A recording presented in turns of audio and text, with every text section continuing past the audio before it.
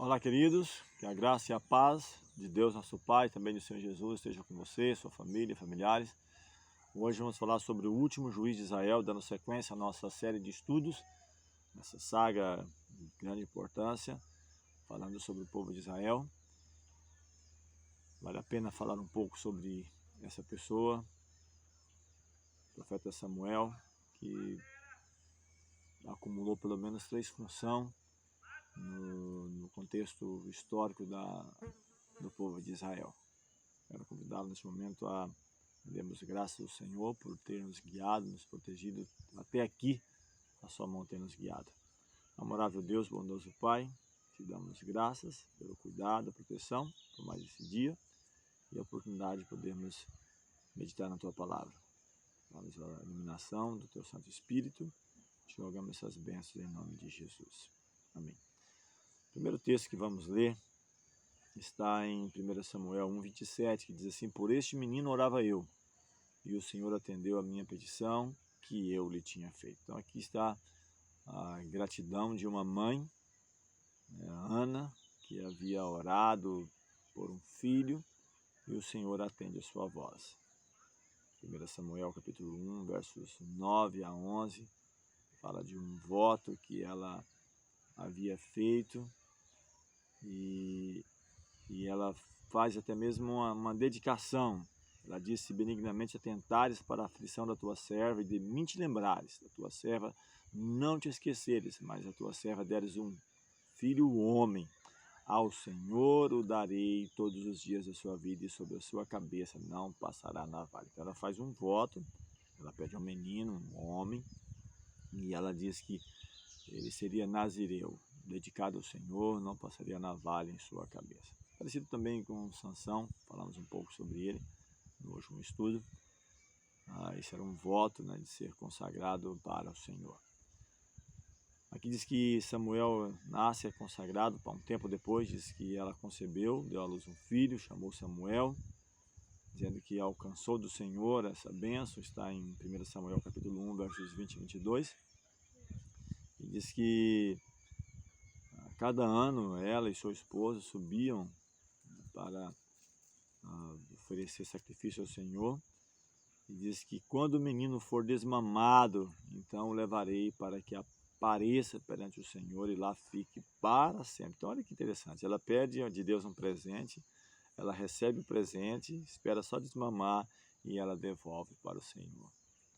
Ela diz que ficaria lá para sempre, e realmente isso aconteceu. Na sequência do texto, versículo 24, diz que havendo desmamado, ela toma ele 3 bezerros, um efa de farinha, um molho de vinho, leva à casa do Senhor. O menino era muito criança, e ela então leva para devolver ao Senhor. E ela então faz menção do versículo inicialmente que nós lemos, por esse menino orava eu.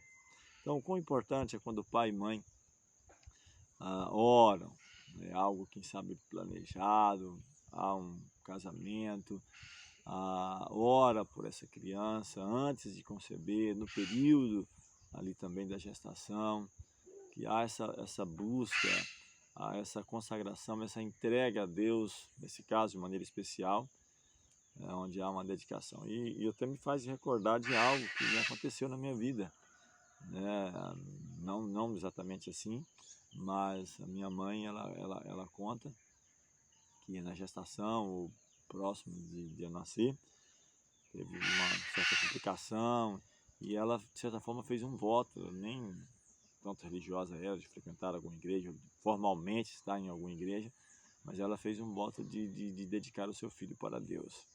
E de fato ela, na medida do possível, ela procurou fazer. Eu fui apresentado na igreja, se eu não me engano, Assembleia de Deus, quando uma criança, acho que os meus irmãos, eu fui o único que ela levou ali para apresentar, e não conseguiu dar sequência devido a algumas situações, mas eu sinto grato por esse interesse dela em relação a isso.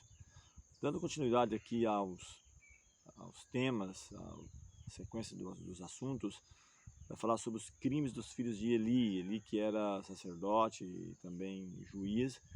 Os filhos dele infelizmente não tinham interesse nas coisas espirituais, Diz que o texto que eles não conheciam ao Senhor, ou não reconhecia, né, porque era para conhecer, era sacerdote, também trabalhava com seu pai, ele quando já de idade coloca os filhos para ajudá-lo, mas não tinha o mesmo temor que o seu pai. 1 Samuel 2,12 fala sobre isso. Diz que era muito grande o pecado destes moços perante o Senhor. E até mesmo fez com que as pessoas desprezassem a oferta, não tivessem mais nem interesse em ofertar, em ir no templo, porque devido à vida não consagrada dos filhos de Eli.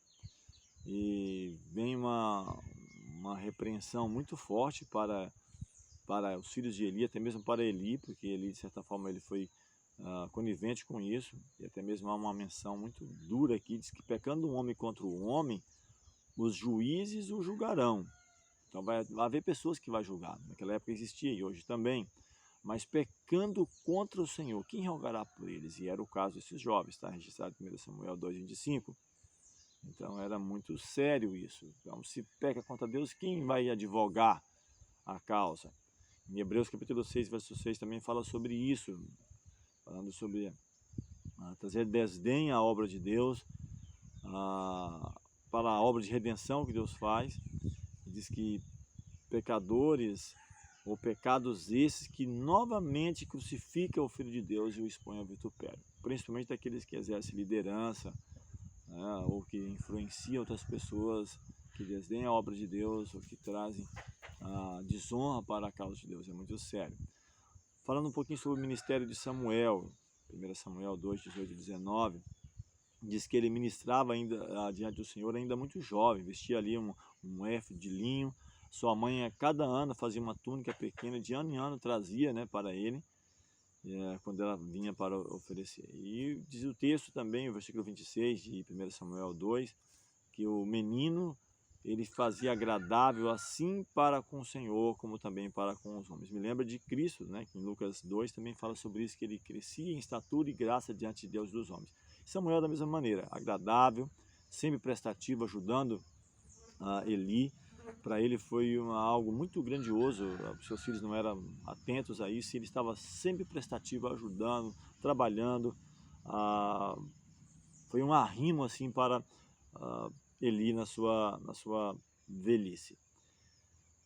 Não era costume, né, de que trabalhassem tão jovem nesse ministério, pelo menos 25 anos era exigido para que ministrasse, mas a cada ano esse jovem se destacava e ele começava a ministrar no tabernáculo, deveres pequenos a princípio, então foram crescendo as suas responsabilidades, algo simples, quem sabe ajudando na limpeza do tabernáculo, mas a cada dia ele foi permitido crescer. E o bom êxito na vida, nossa vida, e para ganhar a futura também, está baseado nos pequenos detalhes, do dia a dia, numa atenção conscienciosa às coisas pequenas. Cristo fala que aquele que não é fiel no pouco também não é no muito. Então é a negligência ou a dedicação a esses pequenos detalhes que pode fazer a diferença para nós. Então a perfeição nas menores coisas, na obra de Deus, nos levará também a fazer com perfeição as coisas maiores. Então a mão de Deus que elevou os mundos no espaço é a mesma mão também que fez com delicada perícia os lírios do campo. Então assim como Deus é perfeito em sua esfera, nós também devemos procurar ser perfeitos na nossa esfera. Então é muito importante estarmos atentos a isso. Tudo que deve ser feito deve ser bem feito. Então nós precisamos procurar zelar pelo asseio, pelo cuidado do nosso corpo interno e externo, a nossa mente, pensamentos. Paulo diz que tudo aquilo que é puro, que é amável, que é aceitável, que é de boa fama, deve ser isso que deve ocupar o nosso pensamento. Deus aqui então fala a Samuel em sonho, 1 Samuel 3, versos 1 a 3, ele ainda era jovem, servindo ao Senhor. Diz que a palavra do Senhor era de muito valia naqueles dias, não havia uma visão manifesta, e diz que, estando ali deitado, seus olhos começavam a escurecer. Samuel também estava deitado, e diz que antes que a lâmpada se apagasse no templo, onde estava também a arca do Senhor, o Senhor então aparece a Samuel e chama, né, pelo seu nome, e chama pelo menos 2 ou 3 vezes, e ele vai até Eli pensando ser Eli que estivesse chamado. 1 Samuel 3, versos 11 a 13 disse o Senhor a Samuel: eis que vou fazer uma coisa em Israel, a qual todo que ouvir lhe tinirão ambos os ouvidos. Diz que naquele mesmo dia suscitarei contra Eli tudo quanto tenho falado contra a sua casa, começarei e acabarei, porque eu já lhe fiz saber que julgarei a sua casa para sempre, pela iniquidade que ele bem conhecia, porque fazendo-se os seus filhos execráveis, não os repreendeu. Então havia a culpa dos filhos, mas de certa forma também de Eli, por ser líder em Israel, e de certa forma não procurou fazer algo para que os seus filhos não, ou pelo menos não exercesse a função, porque há uma escolha individual, mas ele como líder poderia ter o destituído do cargo que exercia, procurasse outras pessoas e não trazerem desonra para o nome de Deus e para a obra. E diz aqui que Samuel contou tudo aquilo, né, para Eli, 1 Samuel 3, 18 a 21, ele fala todas as palavras, não encobriu nada do que o Senhor havia dito para Eli, e diz que o texto mais uma vez afirmando Samuel, que crescia Samuel e o Senhor era com ele, e nenhuma de todas as suas palavras deixou cair em terra. E todo Israel, desde Dan a Berseba, conheceu que Samuel estava confirmado por profeta do Senhor. E continuou o Senhor a aparecer em Siló, porquanto o Senhor se manifestava a Samuel em Siló pela palavra do Senhor. Então a casa de Eli cai. Nesse dia, o próprio Eli diz que cai da cadeira, quebra o pescoço, seus filhos é morto ali na guerra. A arca é tomada e uma grande destruição acontece em Israel. 1 Samuel 4, 2 a 3. Diz que os filisteus guerreiam ali contra Israel. Diz que voltando ao arraial, porque nos feriu o Senhor, eles ainda reclamam diante dos filisteus, e eles tomam a arca do Senhor, pensando que a arca fosse como se fosse um amuleto que pudesse ser levada e pudesse continuar em pecado, Deus os livraria. Não acontece assim. E a arca foi tomada, e ela, pelo menos 20 anos, ela não passa desse tempo até uma consagração, quando Samuel leva o povo de volta ao arrependimento, a uma mudança de vida. Nesse dia a arca é tomada, Ofni e Finés, que são os filhos de Eli, são mortos. Eli também morre, a mulher de Finéias. Então foi grande tragédia para o povo de Israel esse período de transição, né, de Eli para Samuel e depois para o período dos reis, ou reino unificado de Israel. A arca então é levada para a terra dos filisteus, causam-lhes grandes aflições, e eles devolvem essa arca de volta para o povo de Israel. Então a arca ali, onde estavam os 10 mandamentos, símbolo do caráter de Deus, né, do amor a Deus, amor ao próximo. Já falei sobre isso em outros momentos. E até mesmo a Bíblia fala que ela é boa se usarmos ela legitimamente. Então aquilo que pode nos curar também pode nos destruir se nós não estivermos em harmonia com os seus ensinos. É algo muito sério. Samuel então leva o povo ao arrependimento. 1 Samuel capítulo 7, versos 2 a 3, diz o texto: e sucedeu que desde aquele dia a arca ficou em Kiriat Jearim, e todos os dias que passaram até chegaram 20 anos, lamentava toda a casa de Israel pelo Senhor. Então falou Samuel a todos a casa de Israel, dizendo: se com todo o vosso coração vos converterdes ao Senhor, tirai dentre vós os deuses estranhos, astarotes, preparai o vosso coração ao Senhor, e servi a Ele só, e vos livrará da mão dos filisteus. Então Samuel começa pelo que é correto, levando o povo ao arrependimento, à transformação, como está em Atos 2, 42, arrependei e convertei-vos, cada um de vós, sede batizados em nome de Jesus. É claro que nesse período não havia o batismo, era circuncisão, o contexto era outro, mas ele leva o povo ao arrependimento, à oração, à busca ao Senhor, tirar os deuses estranhos, os ídolos da vida, para que o Senhor pudesse então ouvir e tornar vitorioso. Deus, ele quer guerrear as nossas guerras, assim como Israel quando era fiel. Senhor os tirou do Egito, o Senhor os guiou, o Senhor os sustentou, mas é preciso fidelidade, consagração. Diz o texto que os filisteus foram vencidos aqui, 1 Samuel 7, versos 7 a 8. Diz que eles se congregam em Mispa, subiram os maiorais dos filisteus contra Israel. Israel, eles temeram muito por causa dos filisteus, e eles pedem que Samuel ore, eles não cessem de clamar ao Senhor, nosso Deus, por nós, para que livre das mãos dos filisteus. Então há uma busca, há uma consagração, e diz que Samuel oferece sacrifícios ao Senhor, e diz que naquele mesmo dia o Senhor, né, pelejou com grande estrondo contra os filisteus, e eles conseguem vencer. 1 Samuel, capítulo 7, versos 10. Diz que os homens de Israel saíram de Mispá, perseguiram os filisteus e feriram até debaixo de Bet-car. Então diz que tomaram uma pedra e chamou o seu nome Ebenezer, e disse: até aqui nos ajudou o Senhor. Então a glória é para Deus, não para o homem. Então, eles buscam uma consagração, há uma entrega, há uma confissão, há o abandonar dos ídolos, de tudo aquilo que poderia impedir de que as bênçãos do Senhor viessem. Nós não precisamos de muita coisa, precisamos que as vasilhas estejam viradas de boca para cima e desobstruída para que o Senhor encha do Espírito Santo de Deus. É muito importante isso.